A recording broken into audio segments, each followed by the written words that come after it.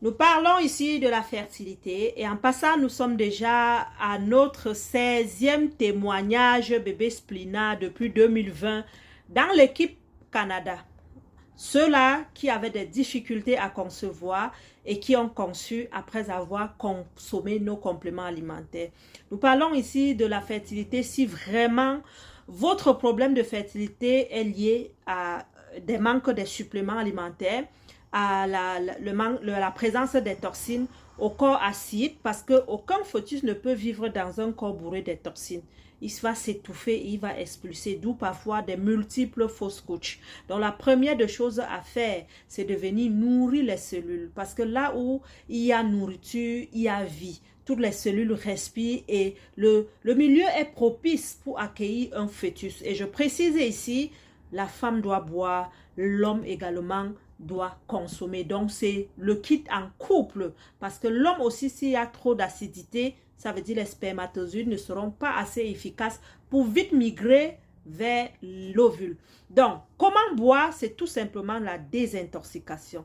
Première étape, shake-off Splina. On va prendre le shake-off au coucher dans 250 ml d'eau froide. On va secouer, on va boire. Après avoir bu, on va boire un verre d'eau. Le matin à jeûne, on va se lever, on va charger notre liquide chlorophylle, 6 bouchons dans 1 litre d'eau et demi à boire en 24 heures. Et n'oubliez pas, qui boit le Splina ne veut pas dire est en train de boire de l'eau. On a besoin de l'eau pour vraiment extraire ces toxines. Il faut boire encore au moins 1 litre d'eau naturelle par jour.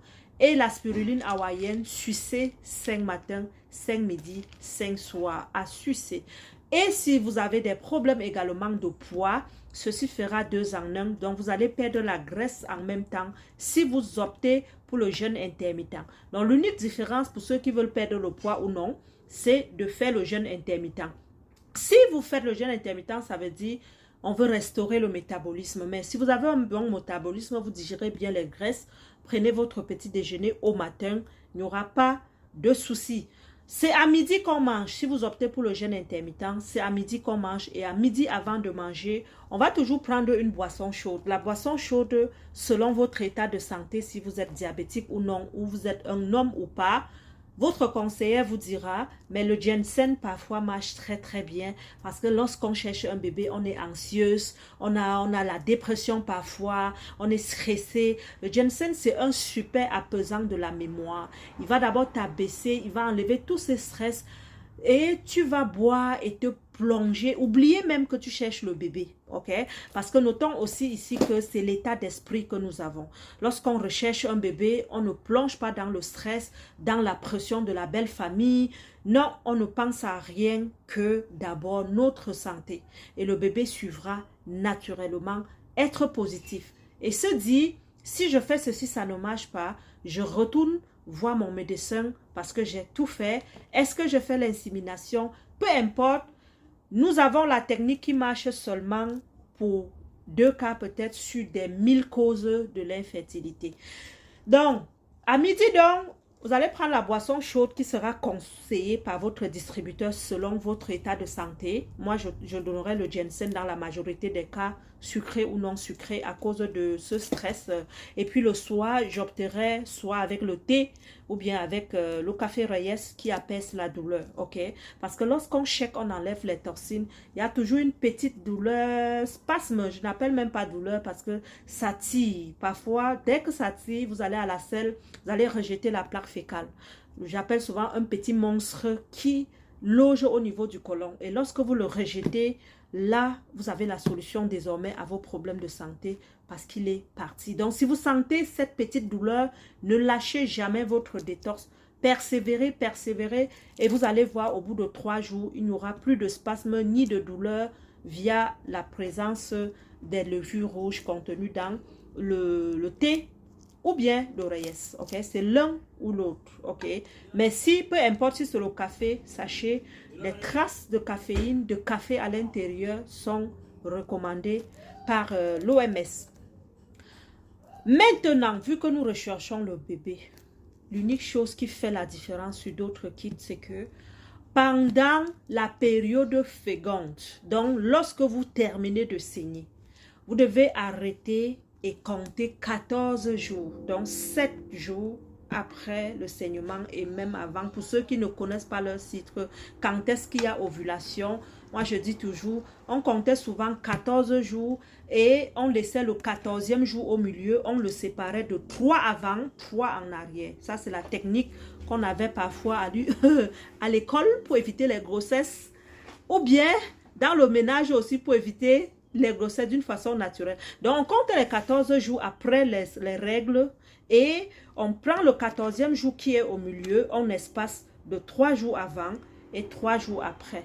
Mais si vous voulez maximiser encore plus de chances, pendant le mois, vous faites 14 jours où vous arrêtez le check-off complètement et vous ne prenez que le bioillicite, ok? Donc, il faut toujours avoir le bioillicite pour combler ce vide-là. Sinon, après le premier mois de la désintox au complet, on va se replier plus vers le bioillicite le soir, lui qui est un complément alimentaire qui vient activer la production des hormones. Vous pouvez lire les ingrédients, voir. C'est un meilleur complément alimentaire pour des femmes. Et parfois, souvent, si la cause même de vos problèmes de fertilité, ce sont les myomes, en buvant ce même kit, il se pourrait que vous rejetez les boules de sang et n'ayez crainte. Vous êtes en train d'être libéré, ok? Parlez-en avec l'équipe, parlez-en même à votre médecin si vous avez des craintes et restez positif, tout ira bien. Lorsqu'on termine donc le deuxième mois, le check-off devient vraiment 1 à 2 fois par semaine. Mais le bioillicite, il continue avec nos boissons chaudes, ils vont continuer. Et nous disons ici au moins pour 3 mois de consommation. 3 mois de consommation et pendant la période féconde, pas de check-off. Parce que le check-off, lorsqu'il trouve un corps étranger, il le check, il balance, ok? Nous ne disons pas ceci pour que désormais, quand vous buvez le check-off, vous avez des inquiétudes, vous partez checker directement. Vite, vite, vite, le petit innocent. Non, ce n'est pas dans l'optique de vous dire le contraire, mais c'est tout simplement pour conseiller aux femmes qui boivent le check-off et qui veulent concevoir d'arrêter le check-off pendant les débuts de grossesse, ok? Et en cas où vous êtes enceinte, pas de check-off, mais les dernières semaines, on boit le check-off. Ça, on vous en parlera dans une autre vidéo, mais voici comment boire le complément alimentaire. Posez-en des questions au forum ou bien à votre conseillère. Et si vous avez des témoignages bébé Splina, n'hésitez pas de revenir nous dire au forum, de partager avec le monde entier. Parce que qui partage reçoit. Merci. Donc, pour un petit bonus, comment savoir notre période féconde? Bon, vous pouvez utiliser les calendriers parfois sur Google ou bien parlez à votre médecin, il vous donne la date précise. Mais d'une façon générale, c'est le 14e jour à partir du 1er jour où vous avez saigné. Donc, il prend un exemple. Nina Beauté a saigné le 1er octobre. Ok? À partir du 1er octobre, je vais compter 14 jours.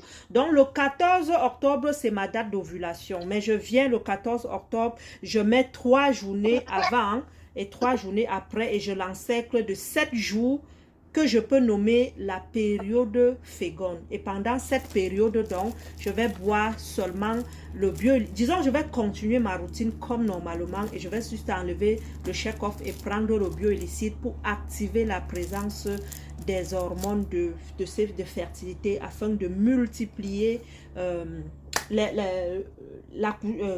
pas l'accouchement, la fertilité.